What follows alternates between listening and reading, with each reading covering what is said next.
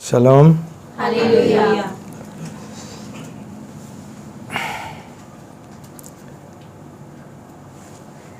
हम प्रभु का वचन पढ़ेंगे। याकूब 2:14-26।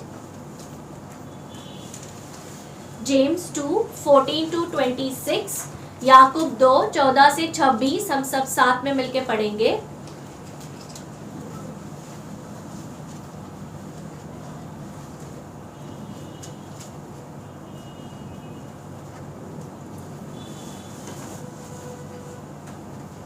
साथ में पढ़ेंगे।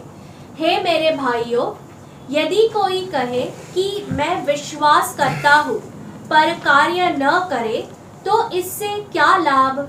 क्या ऐसा विश्वास उसका उद्धार कर सकता है? यदि किसी भाई या बहन के पास कपड़े ना हो और उन्हें प्रतिदिन के भोजन की आवश्यकता हो और तुम में से कोई उनसे कहे कुशल से चले जाओ, गरम और तृप्त रहो, पर उन्हें वह वस्तु न दे जो उनके शरीर के लिए आवश्यक है, तो क्या लाभ? वैसा ही विश्वास भी यदि उसके साथ कार्य ना हो तो अपने आप में मृतक है। परंतु कोई कह सकता है, तुम विश्वास करते हो और मैं कार्य करता हूँ, तुम मुझे अपना विश्वास बिना कार्य के दिखाओ और मैं अपना विश्वास तुम्हें अपने कार्य द्वारा दिखाऊंगा। तुम्हारा विश्वास है कि परमेश्वर एक ही है तो तुम ठीक करते हो। दुष्टात्माएं भी विश्वास करती और थरथराती है। परंतु हे मूर्ख, क्या तू इस बात को मानने के लिए तैयार नहीं कि कार्य के बिना विश्वास मृतक है? क्या हमारा पिता अब्राहम कार्यों द्वारा उस समय नीतिमान न ठहराया गया जब उसने अपने पुत्र इसहाक को वेदी पर चढ़ाया? अतः तुमने देखा कि विश्वास उसके कार्यों में प्रकट हो रहा था और कार्यों को परिसंपूर्ण उसका विश्वास सिद्ध हुआ। और पवित्र शास्त्र का यह लेख पूरा हुआ, अब्राहम ने परमेश्वर पर विश्वास किया और यह विश्वास उसके लिए नीतिमत्वता गिना गया तथा वह परमेश्वर का मित्र कहलाया। अतः तुम देखते हो कि मनुष्य केवल विश्वास से नहीं वरन कार्यों से नीतिमान ठहराया जाता है। वैसे ही राहब वेश्या भी, जब उसने दूतों को अपने घर में उतारा और दूसरे मार्ग से विदा किया, तो क्या कार्य से नीतिमान न ठहरी? अतः जैसे शरीर आत्मा के बिना मृतक है, ठीक वैसे ही विश्वास भी कार्य बिना मृतक है। प्रार्थना करेंगे।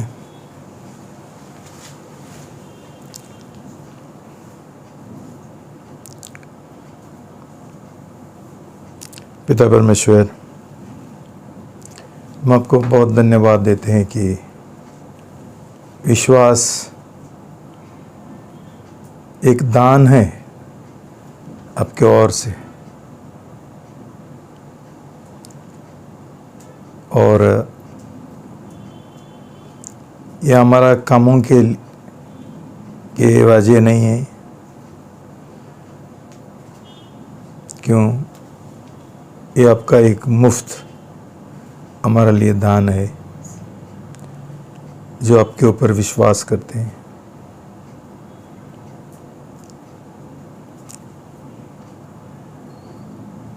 आज हम आपसे विनती करता हूँ कि आज और गहराई से विश्वास के बारे में सीखने के लिए हमको पवित्र आत्मा का अभिषेक दे दो, बुद्धि दे दो, हमारा मन खोल दो, हमारा कान खोल दो,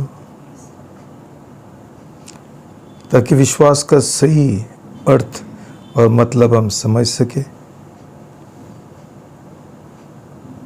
और सही विश्वास का जीवन हम जी सके।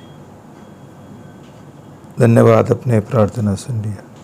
यीशु का नाम से प्रार्थना करता हूँ, आमीन।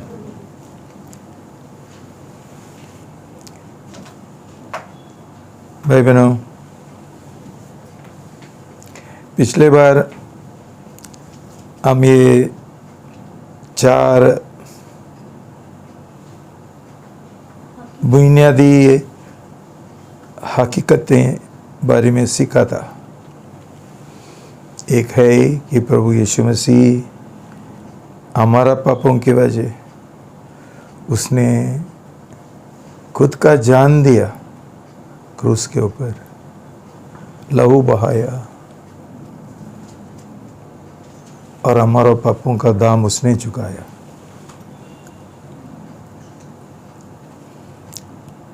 दूसरा हकीकत है कि वो सचमुच मरा। कई लोग ये झूठ फैलाते हैं कि जब भी प्रभु यीशु मसीह क्रूस के ऊपर था कि कोई एक स्वर्गदूत आके मरने से पहले उसको क्रूस से निकाल दिया। इसलिए ये दूसरा हकीकत बहुत ज़रूरी है कि उसको दफनाया और दफनाने के बाद कोई जिंदा नहीं रहते। प्रभु यीशु मसीह का मौत पक्का मौत है और ये मौत का ज़रूरी था। क्यों? प्रभु यीशु हमारे लिए नहीं मरा तो हमारा उद्धार हो ही नहीं सकता है और हमारा विश्वास सब व्यर्थ है। और तीसरा हकीकत है कि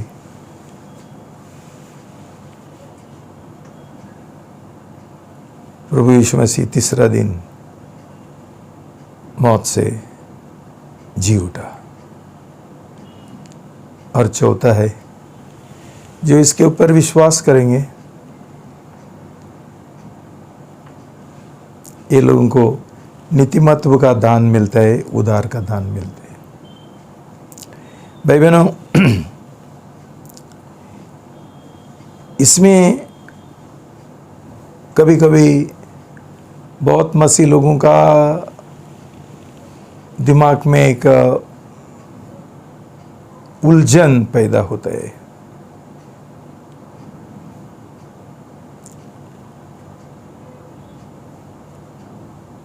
ये 4 चीज लगता है इतना आसान है कि सिर्फ ये करने से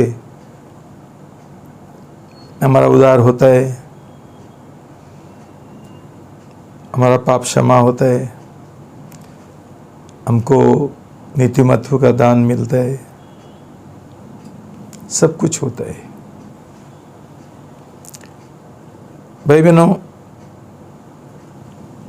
आज मैं यही तुमको सिखाना चाहता हूँ। इसके ऊपर विश्वास करने से, सिर्फ विश्वास करने से कुछ नहीं होते।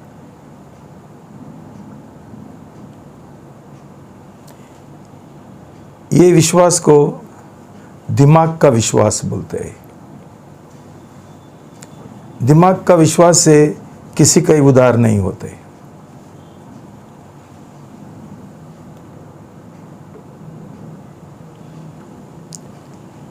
सिर्फ मन में हम ये स्वीकार करेंगे तो उसका कोई फायदा नहीं है।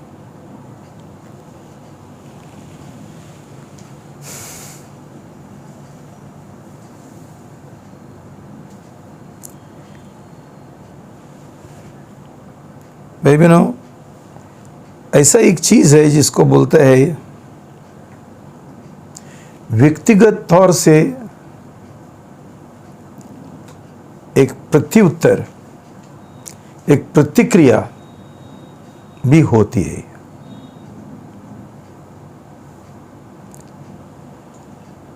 रोमी 8:10, 8 से 10 हम थोड़ा पढ़ेंगे। रोमन्स 10:8-10, रोमी 10:8 से 10 पढ़ेंगे।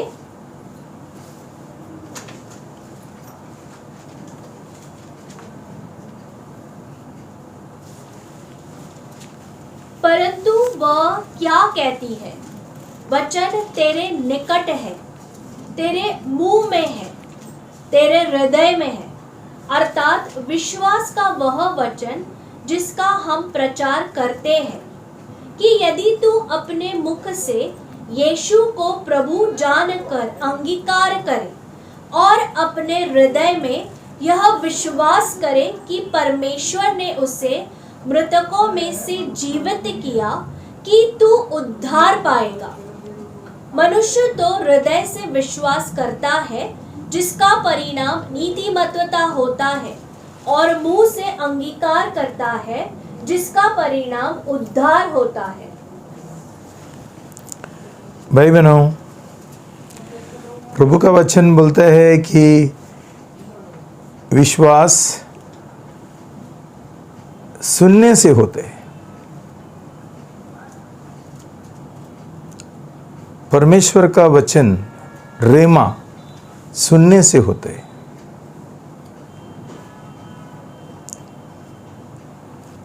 जब तक वो रेमा हमको नहीं मिलता है और हम नहीं सुनते हैं, जो रेमा मुलाकात के द्वारा परमेश्वर हमसे बात करता है, तब तक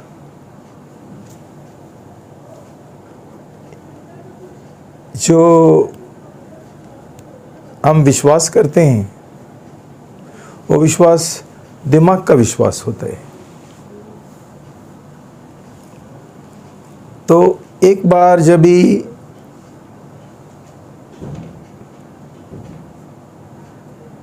रेमा के द्वारा एक विश्वास हमारा दिमाग में उतरता है, उसके बाद किधर उतरना चाहिए?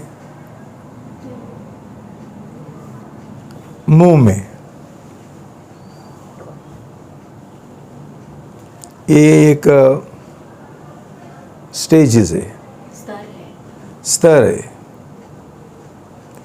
इसलिए प्रभु का वचन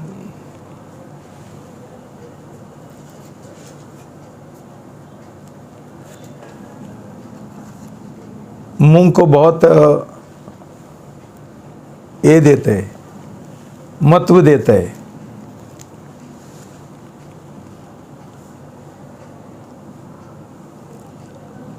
रोमी 10:8, रोमी 10:8 पढ़ेंगे। रोमन्स 10:8, परंतु वह क्या कहती है? वचन तेरे निकट है, तेरे मुंह में, तेरे हृदय में, अर्थात विश्वास का वह वचन जिसका हम प्रचार करते हैं। तो दिमाग से ये विश्वास मुंह में उतरना चाहिए।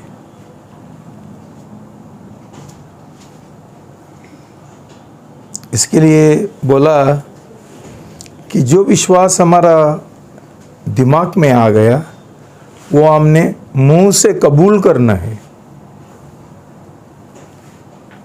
भाई बहनों, ये दूसरा स्तर भी बहुत महत्वपूर्ण है। इसलिए प्रभु का वचन बोलता है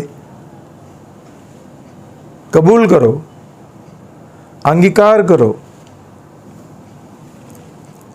बहुत बार हमारा अंगीकरण बहुत कमज़ोर है, हम ज़्यादा कुछ अंगीकार नहीं करते।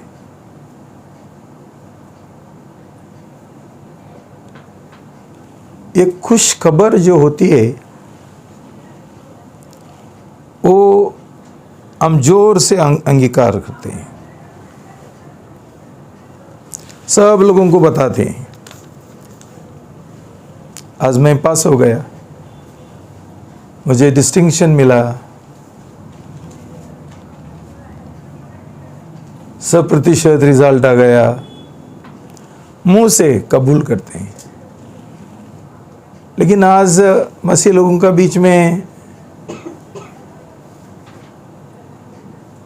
हमको हमारा उद्धार का कोई गारंटी नहीं है, कोई आश्वासन नहीं है, तो हम लोग अंगीकार नहीं करते हैं। शायद ये लोग इसलिए अंगीकार नहीं करते हैं कि सचमुच उनका उद्धार नहीं हुआ।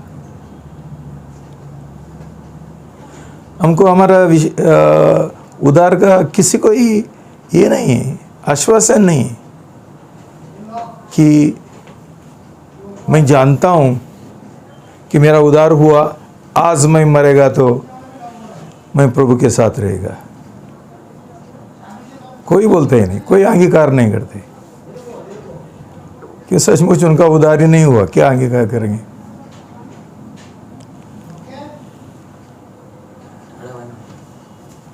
तो भाई बहनों, दिल में हमारा विश्वास पहुंचने के पहले हमारा दिमाग का विश्वास मुंह से कबूल करना बहुत ज़रूरी है, ना तो दिल तक उतरेगा नहीं।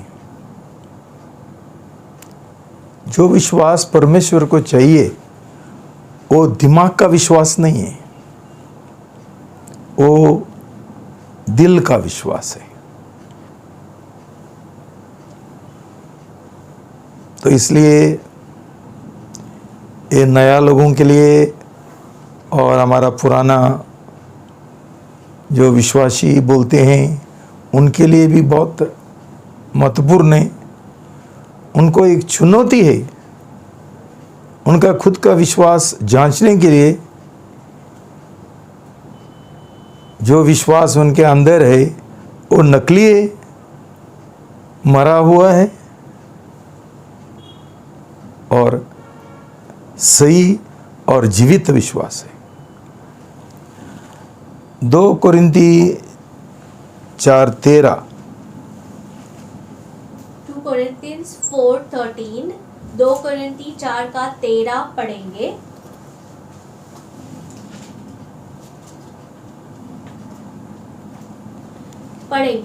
लिखा है, मैंने विश्वास किया इसलिए मैं बोला, इसलिए कि विश्वास की वही आत्मा हम में है।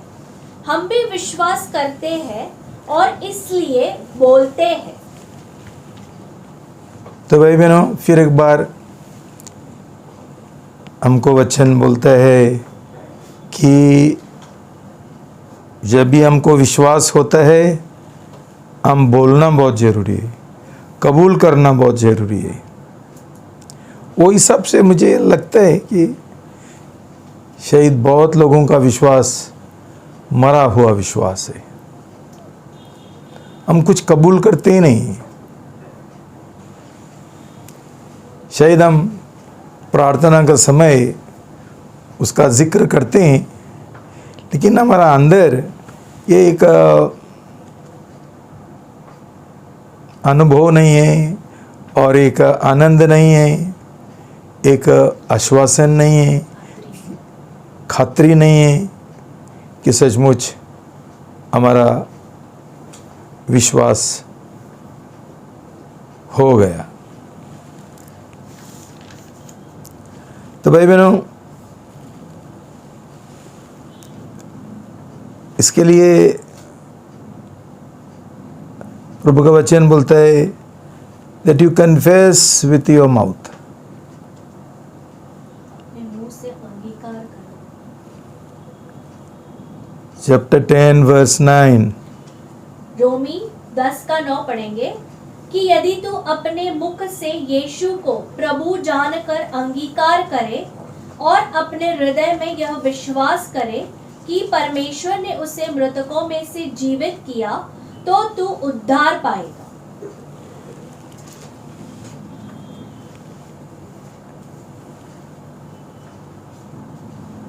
और हम क्या क्या अंगीकार करेंगे? तो हमको मुंह से क्या अंगीकार करना है? पद 9 में लिखा है कि उसको,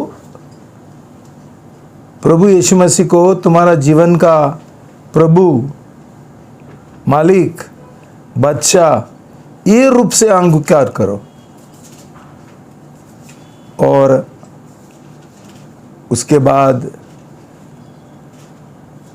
तुम्हारा दिल में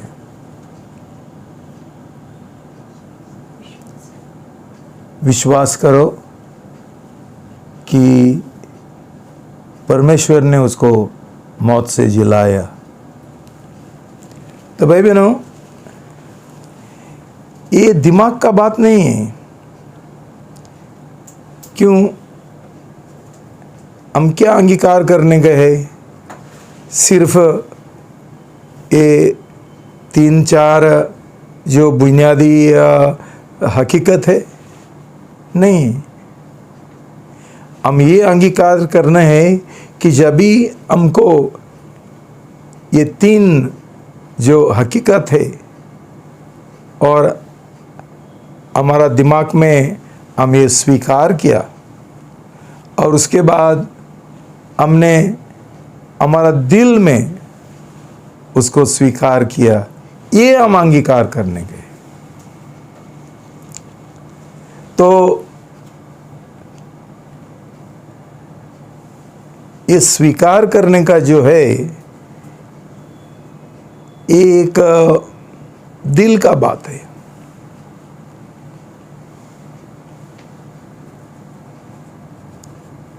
ये कुछ ऑटोमेटिक नहीं है। ये हकीकतें हमको मालूम पड़ने के बाद हमने बोलना चाहिए, प्रभु इतना सारा आपने किया मेरे लिए, तो मैं तेरा प्रेम क्यों नहीं करूं? तू मेरा जीवन का मालिक बनना, तेरे को पूरा अधिकार है, तेरे को पूरा हक है, और ये हक किसी को ही नहीं है। ये मुझे पता चला अभी, और इसलिए मैंने ये आपको स्वीकार किया कि तू मेरा है, तू मेरा परमेश्वर है, तू मेरा जीवन का मालिक है। मैं तुझे मेरा जीवन का प्रभु बनाता हूँ, बादशाह बनाता हूँ। आज से मेरा हुकूमत नहीं चलेगा, मेरी इच्छा नहीं चलेगी। इसके आगे मैं आपका हुकूमत के नीचे मैं जीऊँगा, आपका इच्छा के नीचे मैं जीऊँगा, आपके और मैं अधीन रहूँगा। भाई बहनों, ये हकीकत करना बहुत ज़रूरी है। तभी वो विश्वास हमारा दिल का विश्वास हो जाता है। लेकिन जब तक हम प्रभु यीशु मसीह को दिमाग में ही रखेंगे और हमारे जीवन का मालिक नहीं बनाएंगे, ये विश्वास नकली है और व्यर्थ है। दिल का विश्वास नहीं बनता है। तो भाई बहनों, ये जो दिमाग का विश्वास है, वो दिल का विश्वास बनने के लिए ये एक स्पष्ट तरीका प्रभु का वचन में दिया है। अभी और एक प्रश्न,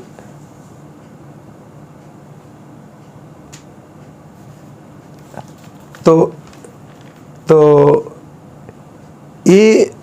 महत्वपूर्ण बात हम कभी भूलना नहीं चाहिए कि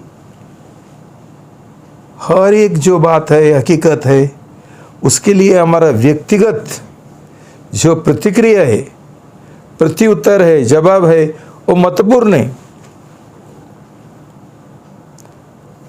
और इसका जरूरी है करके परमेश्वर ने हमको अलग अलग वचनों के द्वारा सिखाया। मत्ती 11:28 में लिखा है, मैथ्यू 11:28, मत्ती 11:28, हे सब थके और बोझ से दबे लोगों, मेरे पास आओ, मैं तुम्हें विश्राम दूंगा। भाई बहनों, ये व्यक्तिगत तौर से एक जवाब है, एक प्रत्युत्तर है, एक प्रतिक्रिया है। प्रभु बोलता है, बोझ से दबे है, मेरे पास आओ।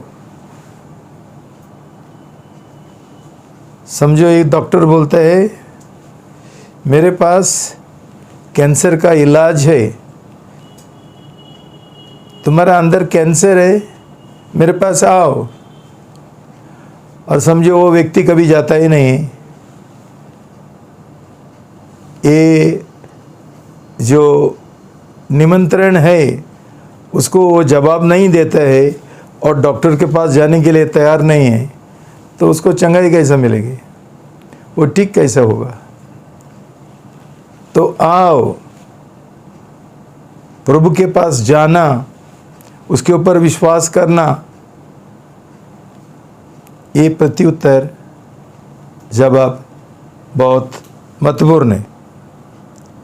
उसके बाद यूहन्ना 4:4, यूहन्ना 4:14 पढ़ेंगे। जॉन 4:14,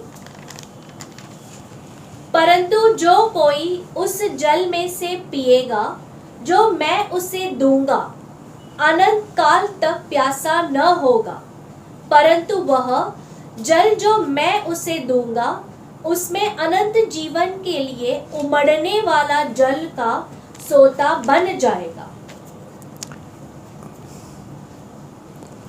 भाई बहनों,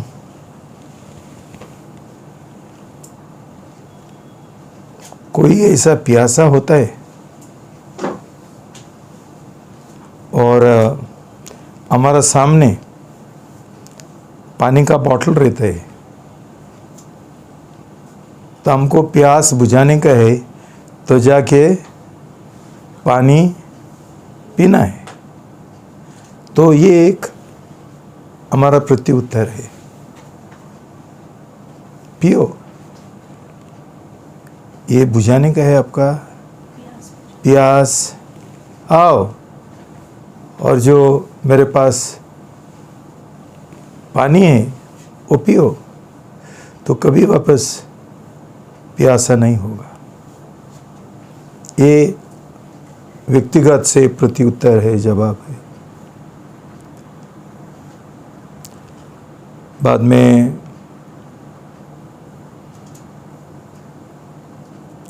यूहन्ना 1:11-13, जॉन 1:11-13, यूहन्ना 1:11-13 तक पढ़ेंगे।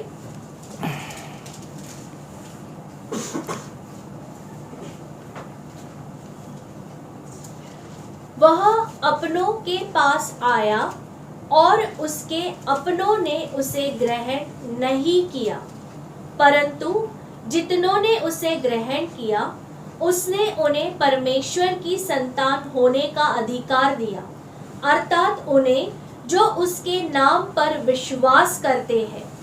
वे ना तो लहू से, न शरीर की इच्छा से और न मनुष्य की इच्छा से, परंतु परमेश्वर से उत्पन्न हुए हैं। प्रभु का वचन स्पष्ट बोलता है कि सिर्फ जो लोग प्रभु यीशु मसीह के ग्रहण करते हैं, ये एक व्यक्तिगत तौर से हमारा जवाब है, प्रत्युत्तर है, प्रतिक्रिया है। सिर्फ ये लोगों को एक सौभाग्य मिलता है परमेश्वर का संतान बनने के लिए।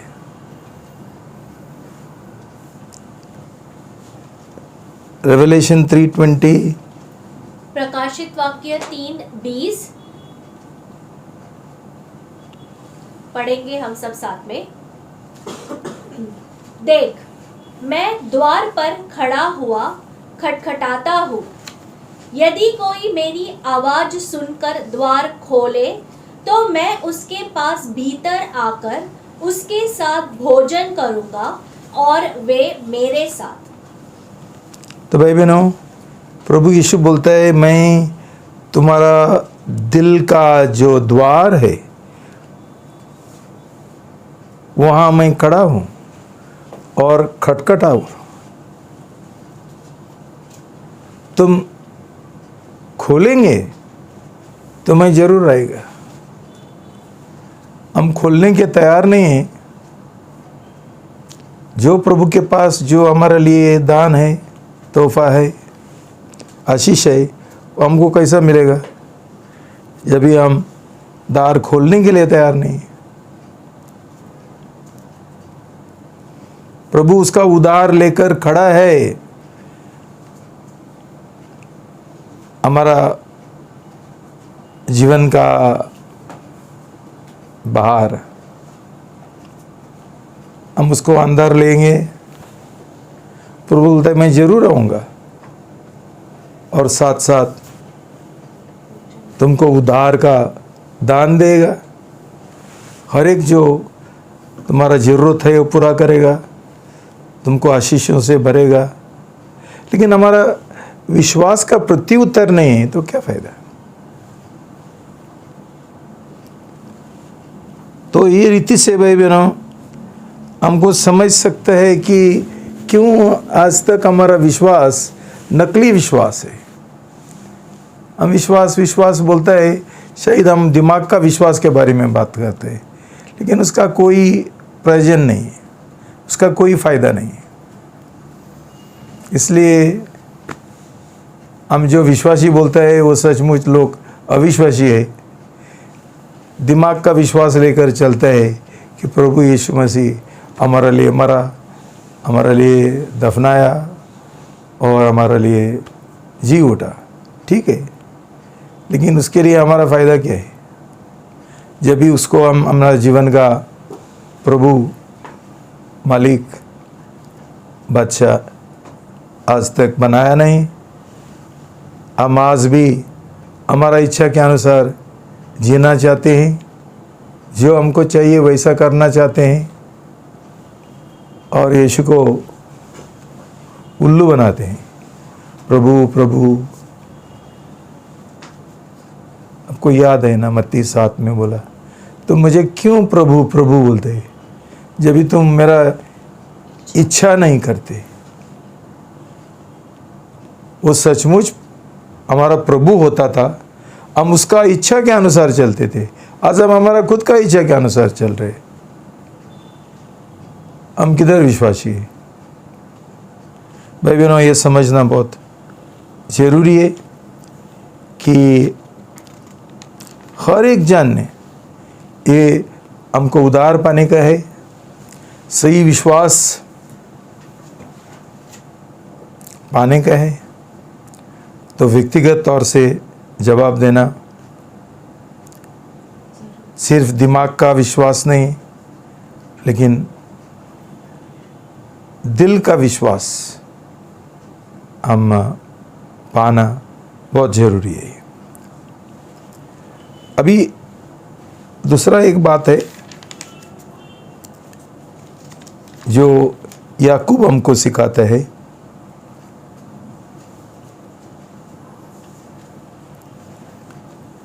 भाई बहनों, याकूब हमको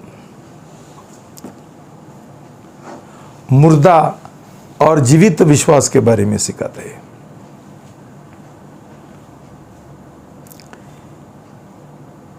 ये क्या विश्वास है? मतलब जीवित विश्वास का हमेशा प्रतिक्रिया रहता है, जो दर्शाता है वो एक सबूत बनता है कि ये व्यक्ति के अंदर एक जीवित विश्वास है। मतलब जीवित विश्वास का एक परिणाम होता है, एक नतीजा होता है। और ये नतीजा, ये परिणाम सब लोगों को देख सकते हैं, और इसलिए ये एक सबूत बन जाता है कि वो इसके अंदर जीवित विश्वास है। मतलब याकूब एक मुर्दा आदमी और जिंदा आदमी का एक उदाहरण देता है। बोलता है कि जब तक वो आदमी जिंदा है, हम समझते हैं उसके अंदर आत्मा है।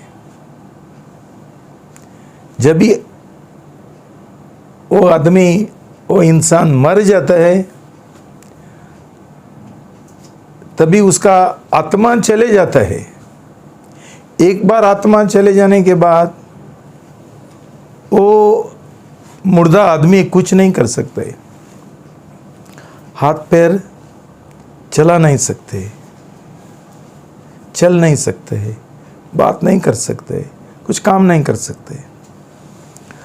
उसके द्वारा हमको साबित होता है कि ये आदमी मर गया है। वैसा ही भाई बहनों, जब भी एक व्यक्ति का अंदर जीवित विश्वास है, वो जीवित विश्वास का एक बाहर एक परिणाम सब लोग देख सकते हैं।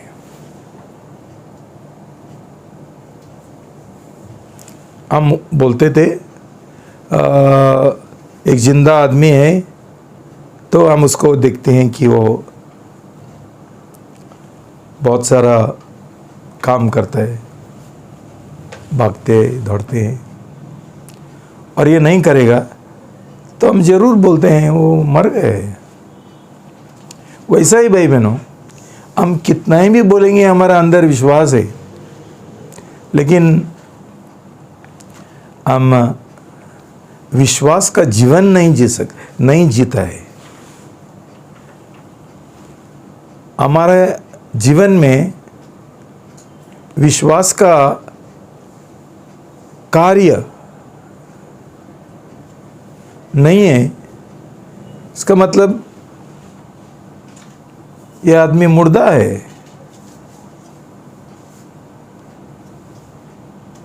तो याकूब बोलता है, तू मुझे तेरा कार्य दिखाओ, मैं तुझे बताऊंगा मेरा विश्वास, सही विश्वास, जिंदा विश्वास। अभी बहुत लोगों को ये नहीं समझते, क्यों? बहुत सालों से ये प्रोटेस्टेंट जो लोग हैं, ये लोगों ने सिखाया कि हम सिर्फ विश्वास के द्वारा हमारा उद्धार होता है। कार्य जो है ये उनके लिए एक अनाथेमा, मतलब एक बुरी बात है। लेकिन हमने ये समझना चाहिए कि कर्मों के द्वारा हमारा उद्धार नहीं होता है, लेकिन उद्धार होने के बाद हमारा अंदर जीवित विश्वास है, तो ये जीवित विश्वास का कार्य पैदा होता है। तो जिधर कार्य नहीं है वो विश्वास मुर्दा है।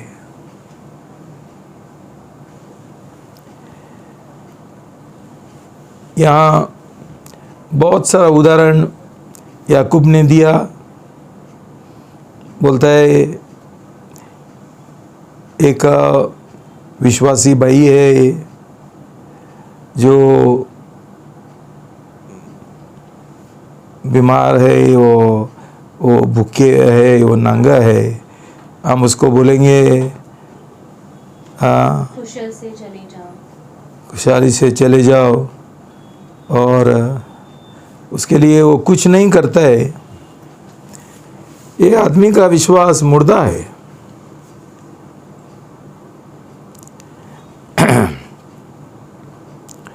बाद में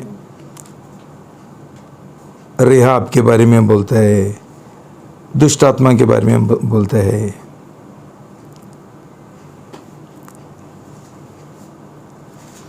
और अब्राहम के बारे में बोलते हैं। शायद अब्राहम का उदाहरण के द्वारा हमको ज़्यादा हम समझ पाएंगे। भाई बहनों, अब्राहम ने सिर्फ दिमाग से विश्वास नहीं किया,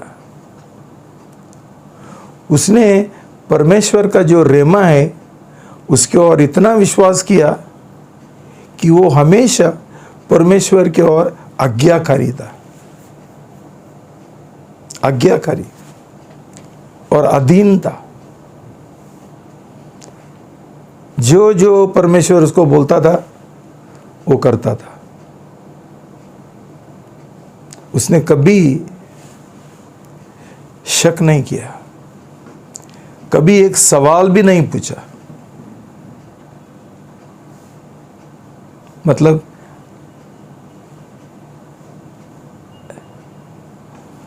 बहुत बार लोग, मैंने देखा मेरा अनुभव में, बोलता है मेरे अधीन है, लेकिन सवाल बहुत पूछते हैं। सवाल पूछने वाले लोग अधीनता का जीवन नहीं जी रहे। उनको पूरा एक्सप्लेनेशन चाहिए, क्यों, कैसा, जरूरी है क्या। और बाद में बोलता है मैं अधीन हूं। अब्राहम का अधीनता के बारे में देखो, कभी एक सवाल पूछा उसने, तो इसके द्वारा उसका जीवन का चाल ऐसी थी, वो नीतिमान बन गया। उसने परमेश्वर की ओर विश्वास किया, और ये उसके ओर, परमेश्वर के ओर उसको विश्वास है करके उसने परमेश्वर का हर एक बात माना, हर एक बात सुना, हर एक बात का आज्ञा पालन किया। और ऐसा करते करते करते करते उसका विश्वास मजबूत होते होते होते रहा। और अंत में एक बड़ा परीक्षा जब भी उसके ओर आया, तभी भी उसने सवाल नहीं पूछा। भाई बहनों, तुमको तुम्हारा विश्वास जांचना है, जीवित विश्वास है क्या ये नकली विश्वास है। तो इसके ऊपर नजर देखो, अब्राहम का चाल चलन की ओर। कभी पूछा नहीं, कभी सवाल पूछा नहीं, कभी कोई एक्सप्लेनेशन मांगा नहीं। जब भी it was making no sense, ये समझ के बात बाहर था, फिर भी उसने नहीं पूछा। ये लास्ट उसका परीक्षा यही थी कि प्रभु ने उसको बोला, परमेश्वर ने बोला तेरा बेटा का बलिदान करो, कुछ है। तब तक उसका विश्वास इतना मजबूत बन गया था, इतना प्रगति हुआ था, डेवलप हुआ था, कि उसके अंदर इतना विश्वास आया कि ये परमेश्वर कभी झूठ नहीं बोलते हैं, लज्जित नहीं करते हैं, निराशा में नहीं डालते हैं। ये परमेश्वर के पास इतनी शक्ति है कि मेरा बेटा मर जाएगा भी, वो उसको जी उठा सके, वो उसको जिला सकते। ये विश्वास के साथ वो तैयार हो गया उसका खुद का बेटा का बलिदान करने के लिए। भाई बहनों, ये उसका बेटा इज़ाक का बलिदान क्या था? जिंदा विश्वास का नतीजा, परिणाम। आज ऐसा नतीजा हमारा जीवन में हम देखते ही नहीं है कि हमारे अंदर जीवित विश्वास है ही नहीं। हमारा सब लोगों का विश्वास नकली है, नकली है। हमने प्रभु यीशु मसीह को कभी हमारा जीवन का प्रभु बनाया नहीं, बस खत्म, कभी बनाया नहीं।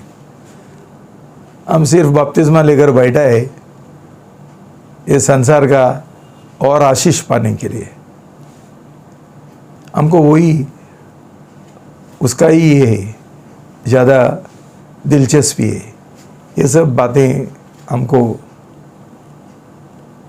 मेरा बच्चा को क्यों बलिदान करूं, मेरा नौकरी का क्यों बलिदान करूं, मेरा क्यों करूं, नौकरी रहेगा मैं कैसा जिएगा, ये सवाल कौन पूछते हैं?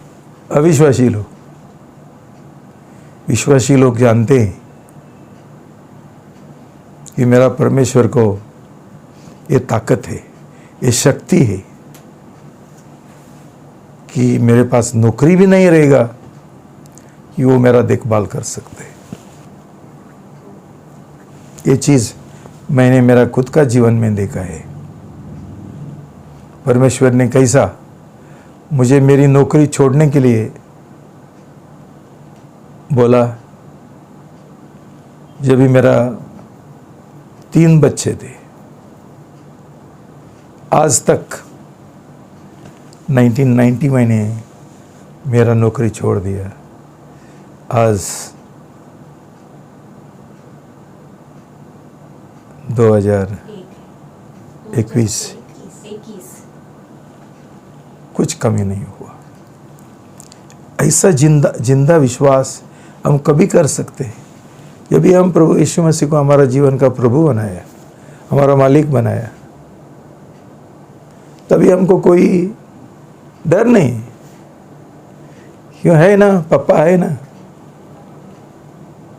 प्रभु है ना, वो संभालेगा। भाई बहनों, हम हमारा संसारी पिताजी के और कितना भरोसा करते हैं, लेकिन स्वर्गीय पिताजी के पास हमारा कोई भरोसा नहीं है कि हम कभी उसका संतान बना नहीं है, क्यों? हम प्रभु यीशु मसीह को कभी ग्रहण किया ही नहीं। ऐसा ही दिमाग का विश्वास से हम चलते हैं 1000 साल, मसीह मसीह विश्वासी विश्वासी करके चलता है। लेकिन भाई बहनों, आज ये मैं तुमको स्पष्ट बोलना चाहता हूँ, ऐसा नकली विश्वास और मुर्दा विश्वास लेकर बपतिस्मा नहीं ले सकते, और जिन्होंने लिया उनका बपतिस्मा व्यर्थ थे। तो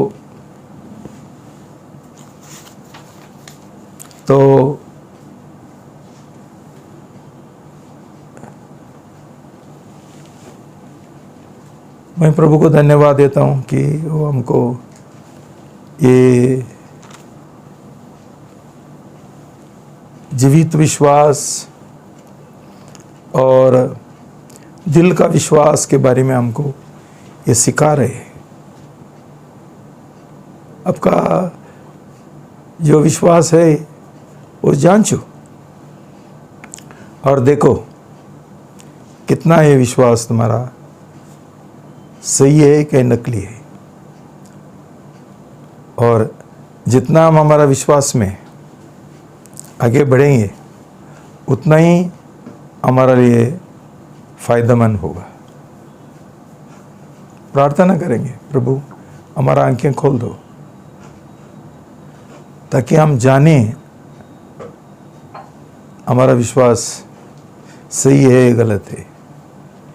ऐसा ही जिद्दी से, इन स्टबर्ननेस, नहीं नहीं मैं विश्वासी हूँ, मैं विश्वास करता हूँ। हमने देखा विश्वास लोगों का कोरोना वायरस का समय, सब डर के साथ चूहा जैसा बैठे थे।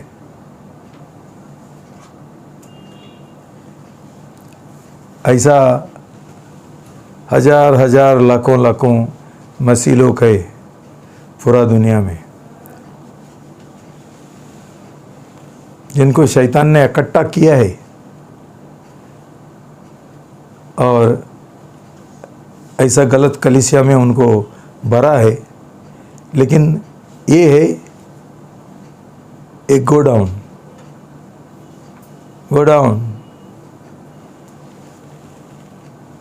नरक भरने के लिए, सब नरक में जाने वाले हैं। हमको ऐसा ना हो, परमेश्वर ने हमको बहुत लंबा रस्सी दिया, बार बार हमको ये अवसर देता है, सौभाग्य देता है वचन के द्वारा हमारा जीवन सुधारने के लिए, हमारा विश्वास परखने के लिए।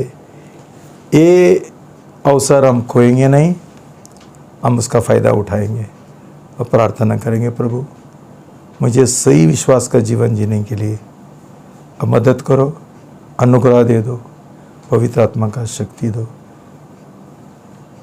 और प्रभु हमारा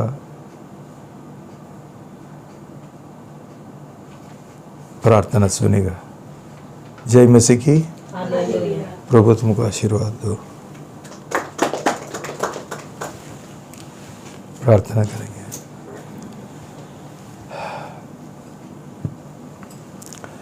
पिता परमेश्वर, मैं आपको बहुत धन्यवाद देता हूँ आपका अनुग्रह के लिए, आपका शक्ति के लिए, आपका अभिषेक के लिए जो तूने मुझे दिया। आज ये आपका संदेश जीवित विश्वास के बारे में आपका लोगों को सिखाने के लिए मैं प्रार्थना करता हूँ। एक रेमा का तरफ से प्रभु उनका दिल को छुओ प्रभु, उनका आंखें खोल दो प्रभु, और एक सही पश्चाताप उनका दिल में लाओ प्रभु, ताकि ये जाने उनका विश्वास सही है कि नकली है और उसके अनुसार एक सही विश्वास का इंतजाम करें। धन्यवाद, अपने प्रार्थना सुन लिया। यीशु का नाम से प्रार्थना करता हूँ, आमीन। शालोम।